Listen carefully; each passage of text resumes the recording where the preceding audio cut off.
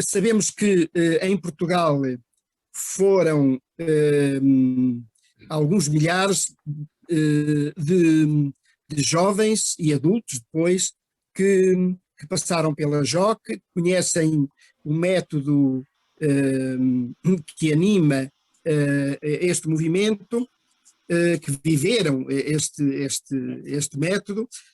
Atualmente são menos, como é compreensível, mas foram muitos milhares. Como nasceu, como se desenvolveu a JOC, bom, enfim, isto daria para muito tempo, mas deixai-me aqui referir que o Cardijn nasceu em novembro de 1882, veio a morrer em 24 de julho de 1967, nasceu numa família da classe trabalhadora. O pai era cuidador de um bloco de apartamentos, depois passou a ser um pequeno vendedor de carvão. A mãe trabalhava numa cafetaria. O Cardijn vai estudar para a Universidade Católica de Louvain, forma-se, portanto, em sacerdote, e quando o pai morre, ele jurou que iria dedicar a sua vida à causa da dignidade, enfim, agora sou eu a dizer desta maneira, da dignidade dos jovens trabalhadores. Então, o Cardijn é muito tocado desde criança, talvez possamos dizer assim, porque observava as condições de pobreza e de ingratidão, ou enfim, de necessidade que os jovens, desde muito novos, percorriam as ruas enfim, de Bruxelas, enfim, da sua aldeia, da sua paróquia, para irem para a fábrica, para as fábricas, para as oficinas, muito cedo da idade e muito cedo do dia, não é? E ele sentia-se tocado por essa realidade. Joseph Cardijn, ele já estando no seminário, quando voltava à sua terra, ele digamos, foi procurando formas de conhecer ainda melhor a realidade, de envolver os jovens digamos, em maneiras de tomarem consciência da situação enquanto trabalhadores, mas também das suas famílias, das condições em que viviam, da casa em que viviam, das condições da casa, enfim, do salário que recebiam. Bom, e num passo seguinte, o Cardijn começa a utilizar um processo de pequenos inquéritos, de simples inquéritos, ou de inquéritos simples, para os jovens, eles próprios, digamos, trabalharem esses inquéritos, responderem a esses inquéritos e, ao mesmo tempo, irem tomando consciência da sua situação, da sua realidade. E talvez, podemos dizer, num passo seguinte, o Cardijn começa a reunir com pequenos grupos, e à medida que os grupos se vão multiplicando, Cardijn, sente a necessidade, isso é sublinhado no livro dele, que é escrito por dois dos primeiros jocistas que acompanharam o Cardijn desde o início. Ele aposta progressivamente na formação de líderes, para multiplicar, digamos, a dinamização, a dinâmica que se começava a gerar. Bom, posto esta primeira referência à pessoa do Cardijn e ao contexto em que nasce a JOC, portanto, estávamos, portanto, nos anos 1924 e 1925, portanto, estamos a quase há um século atrás, com a realidade que nós podemos imaginar naquele tempo e naquele território. Bom, então, quando nós, falando agora um pouco do que é o método, ou melhor, continuando a falar do que é o método ver, julgar e agir, nós aqui podemos dizer desta maneira: falamos de um método que parte do olhar e do estudo dos problemas e das situações concretas de vida dos trabalhadores e, naturalmente, das suas famílias.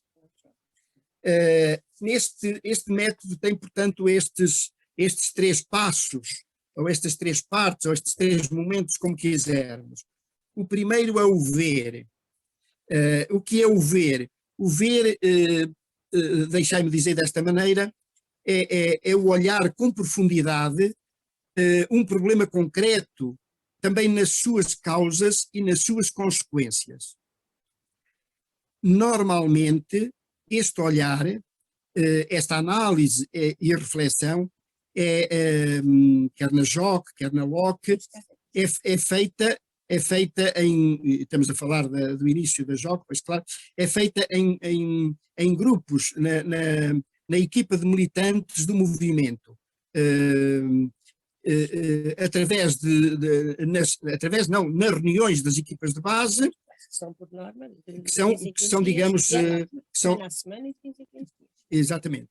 E este método era também depois trabalhado em alguns encontros de formação. Uhum. Bom, o momento ou a parte do julgar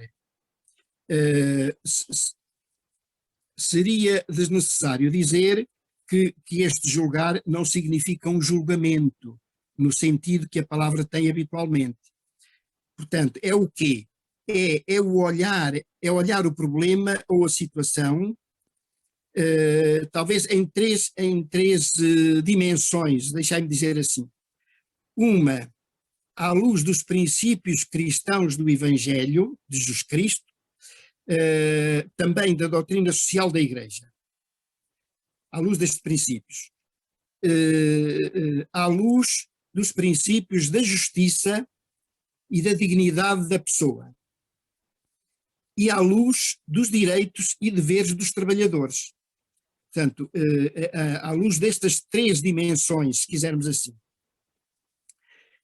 Normalmente nas reuniões, enfim, os militantes com menos experiência ou mais experiência apresentavam um caso uma situação que os tocava mais, ou que nos tocava mais, e depois era escolhido um dos casos, um dos problemas, ou uma das situações sobre a qual se tentava refletir mais e tentar,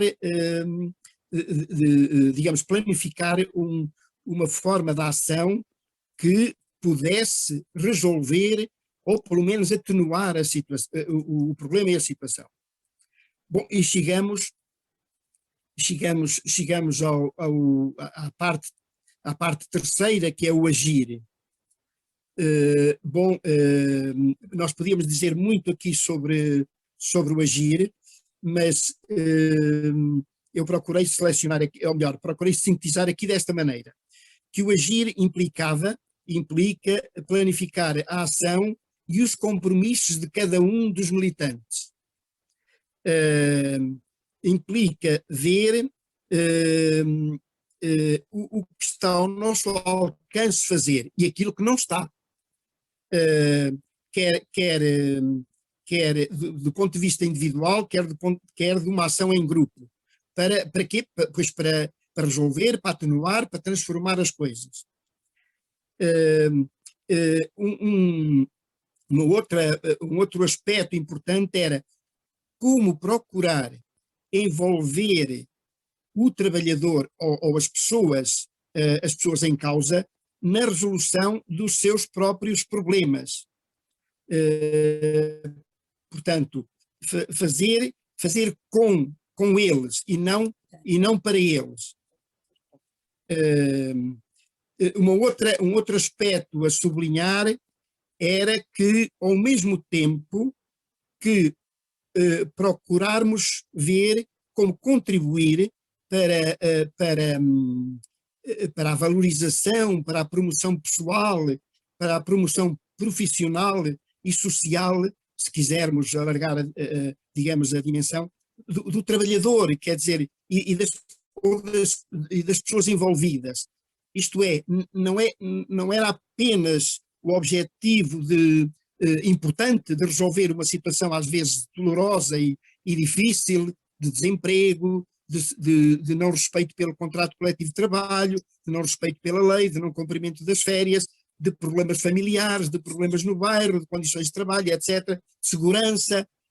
Bom, não era apenas isso, mas era também como aproveitar digamos, esta ação, esta relação, este contacto com o trabalhador ou com as pessoas envolvidas digamos, para impulsionar alguns passos, ainda que pequenos, de formação, de valorização pessoal e profissional. O método ver, julgar e agir deve ser trabalhado, era trabalhado, enfim, não há métodos perfeitos, não é? Mas era trabalhado com o espírito de revisão de vida operária. O que é que isto significa? Significa que também o militante se devia e se deve colocar em causa para ser coerente com o objetivo de transformação da sociedade que desejamos construir.